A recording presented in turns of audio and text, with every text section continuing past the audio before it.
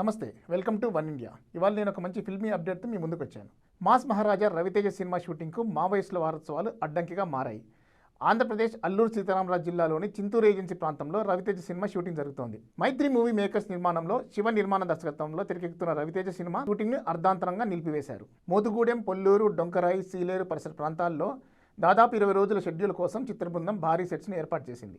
అయితే ఈ నెల 8వ తేదీ వరకు పీపుల్స్ లిబరేషన్ గెరిల్లా ఆర్మీ మావోయిస్టుల వారోత్సవాలకు పిలుపునిచ్చిన నేపథ్యంలో భద్రతా కారణాల దృష్ట్యా ఈ షూటింగ్ను కేవలం 5 రోజులకే ప్యాకప్ చేస్తున్నట్లు మైత్రి మూవీ మేకర్స్ అధికారికంగా ప్రకటించింది. ఏజెన్సీ ప్రాంతంలో సినిమా షూటింగ్లు జరిగితే స్థానిక యువతకు లైటింగ్ సెట్స్, ఇతర పనుల్లో తాత్కాలికంగా ఉపాధి లభిస్తుంది. నెల రోజుల పాటు మంచి ఆదాయం వస్తుందని ఆశించిన స్థానిక యువతకు షూటింగ్ రద్దుతో తీవ్ర నిరుత్సాహం ఎదురైంది. షూటింగ్ తిరిగి చేస్తారో లేదో అనే దిగులు మన్యంలో ఉన్న యువకులను పట్టుకుంది. ఈ ప్రాంతంలో నెలకొన్న ఉద్రిక్త పరిస్థితుల కారణంగా భవిష్యత్తులో పెద్ద నిర్మాతలు ఇక్కడికి రావడానికి వెనుకాడతారేమోనని స్థానిక ప్రజలు ఆందోళన చెందుతున్నారు. పోలీసుల విస్తృత తనిఖీలు, మావోయిస్టుల బంద్ నేపథ్యంలో చింతూరు డివిజన్ పోలీసులు అప్రమత్తమయ్యారు. ఎలాంటి అవాంఛనీయ సంఘటనలు జరగకుండా నివారించడానికి ఏజెన్సీ ప్రాంతంలో విస్తృతంగా వాహన తనిఖీలు చేపడుతున్నారు. జాతీయ రహదారి 30 వద్ద నిన్నటి నుండి పోలీసులు తనిఖీలు కట్టుదిట్టం చేశారు.